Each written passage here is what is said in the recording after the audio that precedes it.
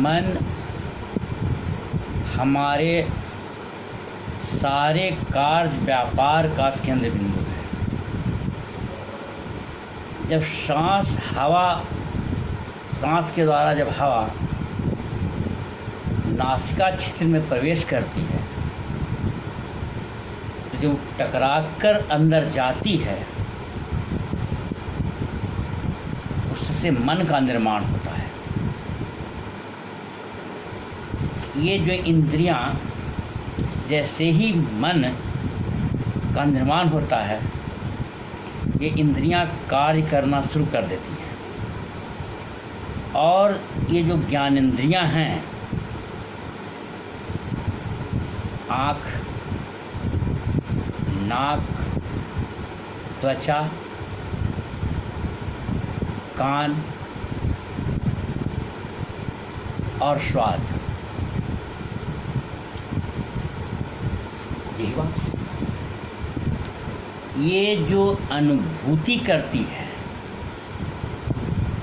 बाहरी पदार्थों को देख करके, उससे शरीर के भीतर विचार का निर्माण होता है। उन्हीं विचारों के द्वारा हमारे सारे कार्य व्यापार संचालित होते हैं। ये इंद्रियां मस्तिष्क को सूचना भेजती है। मस्तिष्क कर्मेंद्रियों को आदेश देता है उन सूचनाओं के आधार पर कार्य करने के लिए, और हम प्रेरित कर्म करना शुरू कर देते हैं। इसलिए हमारे शास्त्रकारों ने, हमारे ऋषि मुनियों ने मन को परिष्कृत करने का विज्ञान डेवलप किया। मन अगर परिष्कृत हो जाता है तब वह मन बाहरी वस्तुओं की ओर संचालित न हो करके भीतर की ओर गमन करना शुरू करता है। जब तक मन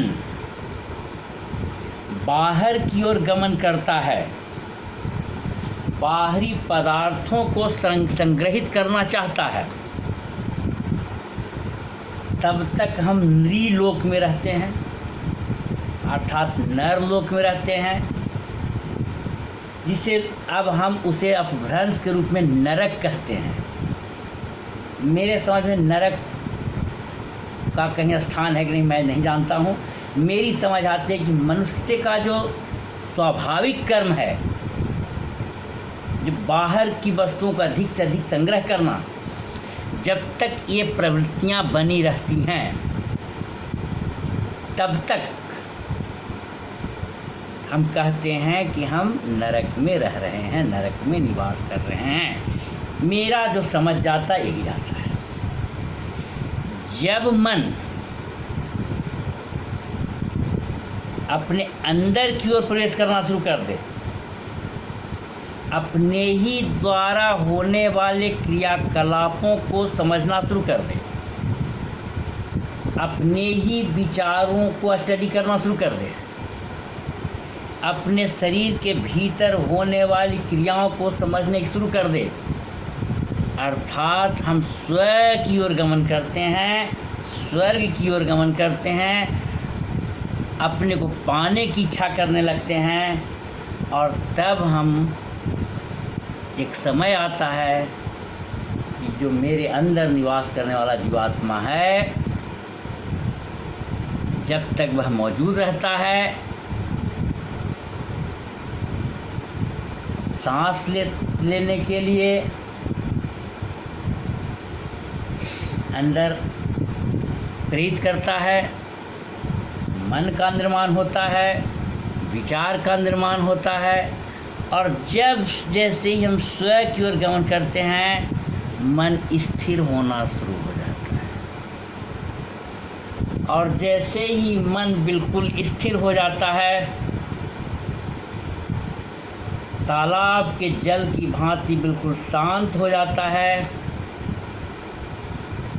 उस पर कोई उर्मियाँ नहीं बनती हैं, तब वह दर्पण की भांति हो जाता है और कोई उसमें अपना प्रतिबिंब देख सकता है। तो मन जब बिल्कुल शांत हो जाता है तो वह परमात्मा का प्रतिबिंब उसमें दिखना शुरू हो जाता है और हम कहते हैं कि वह जीवात्मा परमात्मा में परिवर्तित हो गया और हम उसको परमात्मा की तरह पूजना शुरू कर देते हैं।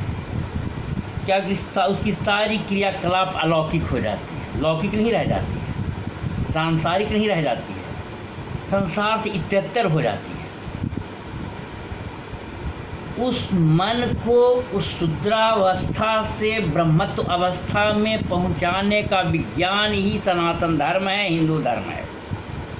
हिंदू धर्म कहीं मूर्ति पूजक है ही नहीं। मूर्ति बना करके हमारे ऋषियों ने हमारे मन को परिष्कृत करने का साधन ढूंढा है। किसी भी पूजा के प्रारंभ में गणेश की पूजा क्या शिक्षा देती है?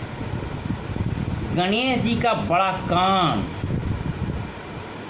यह शिक्षा देता है कि हम अधिक से अधिक सुने। ये कान, ये जो बाहरी कान है, इसको पीना कहते हैं। जितना ही बड़ा होगा उतना ही सूचनाओं को ज़्यादा से ज़्यादा संग्रहित करेगा, उतना ही मिडिल ईयर में भेजेगा, मिडिल से कुचलिया में जाएगा, वहाँ फिर इलेक्ट्रिकल इम्पल्स में कन्वर्ट होगा, ब्रेन को जाएगा, फिर ब्रेन उसको इंटरप्रेट करेगा और फिर इंद्रियों को सूचना देगा, कर्म करने के लिए प्रेरित करेगा। तो अधिक से अधिक सुनो। गणेश जी के सूंड के पीछे छुपा मुंह यह शिक्षा देता है कि हम कम से कम बोलें। जितना ही कम बोले कम विवाद होगा। और उनका लंबा सूंड, जो नाक सूंड का रूप ले लिया, मतलब अधिक से अधिक हम सांस लें, गहरी सांस लें, वही तो प्राणायाम है। और जैसे ही हम प्राणायाम में उतरते हैं, धीरे धीरे मन शांत होना शुरू हो जाता है।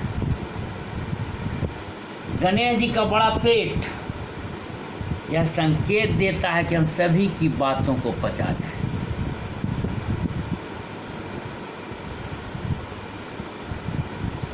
सबकी बातों पचा जाएंगे,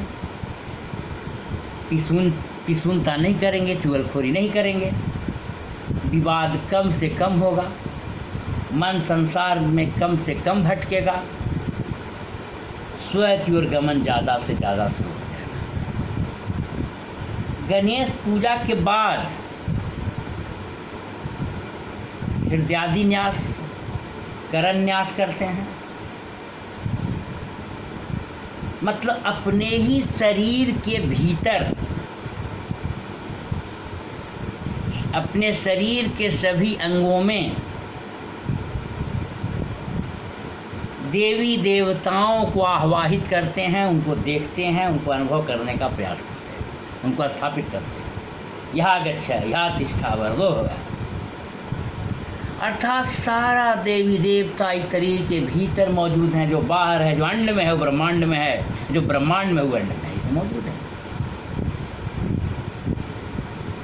फिर नवग्रह की पूजा करते हैं, सौरमंडल की।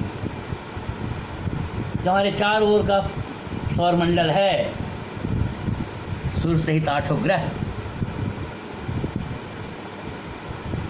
उसकी हम आराधना करते हैं। हम सब एक दूसरे से जुड़े हुए हैं, सब एक दूसरे वरमाला की तरह हैं। माला में जैसे मन के अलग अलग होते हुए भी एक दूसरे से जुड़े हुए हैं, उस तरह से हम सारे जीव अजीव पदार्थ एक दूसरे से जुड़े हुए हैं। और हमारा हिंदू धर्म में हर संस्कार में सभी जातियों की सहभागिता सुनिश्चित किया है ताकि पूरा समाज एक माले की तरह रहे। लेकिन हुनों ने, मंगोलों ने, मुगलों ने, अंग्रेज़ों ने हमें बांट दिया, माला की तरह रहने ही नहीं दिया, और हम उसके एडवर्टीजमेंट में फंस गए और हम अब माला से अलग अलग हो गए। अस्तित्व खत्म, सब शासन कर ले रहा है। तो ये शरीर के भीतर के सारे अंग अगर आपस में लड़ने लगे, हम छोटा बड़ा करने लगे, तो ये शरीर शरीर नहीं रह जाता है, वह व्यक्ति व्यक्ति नहीं रह जाता है, वह सुसाइड कर लेता है, उसके घर में चैन नहीं रहती, शांति नहीं रहती, उस पर न वह स्वयं शांत रहता है, वह स्वयं अशांत हो जाता है। जहाँ छोटेपन और बड़ेपन की बात आ गई, वहाँ सहभागिता कहाँ, सामंजस्य कहाँ? फिर आप टुकड़े टुकड़े हो गए, माला की भांति नहीं रह गए। हमें माला दिया गया, हम समझे कि जपने के लिए दिया गया। सच्चाई है कि ऋषि मुनियों ने कहा कि तुम माले की तरह, माला के मनके की तरह एक दूसरे से जुड़े रह, हर अंगों को माला के मनके की तरह समझ, न कोई छोटा न कोई बड़ा, सब समान, नहीं सब फिर भी सवाल लगा। तो नवग्रह की पूजा करते हैं, सौर मंडल से अपने शरीर को जोड़ते हैं, उसका रास्ता बृहस्पतियों को आवाहन करते हैं, उसकी शांति की प्रार्थना करते हैं, ताकि सब पूरा वातावरण शांत रहेगा, तब मन शांत होगा। वातावरण थोड़ा भी हलचल हुआ तो मन शांत हो जाएगा। फिर हम सरस्वती का आह्वान करते हैं।